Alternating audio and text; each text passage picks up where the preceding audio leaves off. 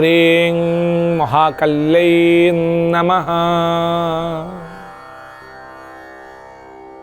आशासे यत शुभदिनं भवतु मंगलकरम् अद्भुतकरञ्च जीवनस्य सकल मनोकामना सिद्धिरस्तु पूर्णरस्तु। नमस्कार दर्शक बंधु, जय जगन्नाथ। मु आपण मानकर ज्योतिर्विद वास्तुविद डॉक्टर श्रीवत्स खड़ीरत्न आज आपण मान स्वागत जनाऊँगी आज सप्तांग कार्यक्रम को। दर्शक बंधु, प्रत्येक दिन भली आम आज जाना कौन रही आज दिनर महत्व, कौन रही दिनर गुरुत्व, प्रत्येक जना अजना तथ्यभित्तिक गुरुत्वपूर्ण उपस्थापन आसतु आम जाना।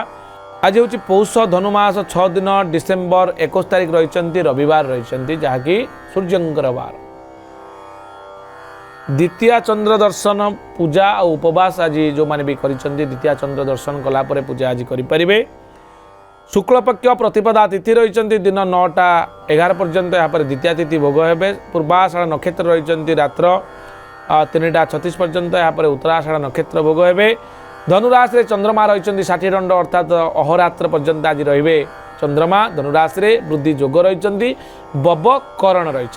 रव्यंश आम जो देखा आज आपणकर 4 अंश 49 कला 16 विकला पर्यंत गति कर जोगिनी यहाँ पर आसुँच जोगिनी जहाँकि आम यात्रा को शुभाशुभत्व बहन करी। जोगिनी आज पूर्व दिगरे रोचंती। जोगिनी ब्रह्माणी रूप से दिन 9टा 11 उत्तर अर्थात माहेश्वरी रूप से उत्तर दिगरे सम्मुख जोगिनी थिबारु पूर्व एवं उत्तर दिग को यात्रा कला बेले सतर्कता अवलंबन करके यात्रा करेंगे। मिथुन कर्कट तुला धनु कुंभ राशि व्यक्ति जो माने रहिले से आज चंद्रशुद्धि रही।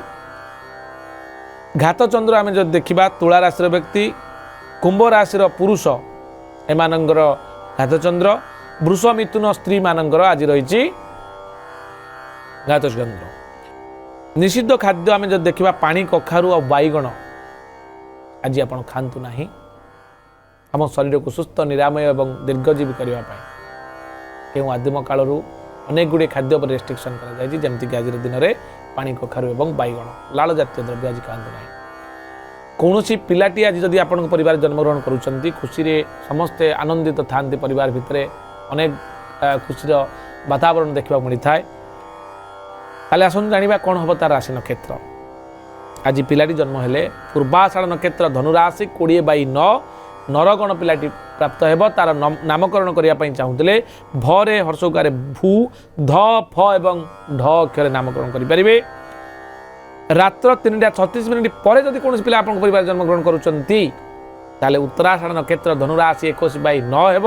नरगण पिलाटी प्राप्त हेब भरे एकार भे अक्षर आप नामकरण करें। रविवार थिबारु पिलाटी साहसी और राजनेता हेब।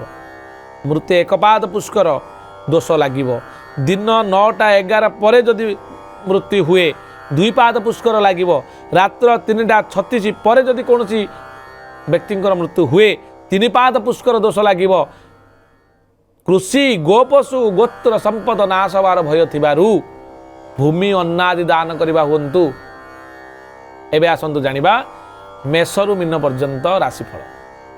मेष राशि नूतन खबर प्राप्ति, वृष राशि शरीर पीड़ा, मिथुन राशि सुखर दिन, कर्कट राशि द्रव्य लाभ जोग, सिंह राशि विद्या लाभ, कन्या राशि व्यवसाय क्षति घटव आज दिन में, तुला राशि धन द्रव्य प्राप्ति जोग रही, विचा राशि अघटन घटार संभावना रही, धनु राशि मितान प्राप्ति हबार संभावना रही, मकर राशि व्यय वृद्धि जोग, कुंभ राशि शांतिप्रद, मीन राशि बंधु साहाय्य मिलबार संभावना रही। इतला संपूर्ण सूचना आज ये दर्शक बंधु पुणी देखा आसंता काली आज सप्तांग कार्यक्रम। नमस्कार, जय जगन्नाथ।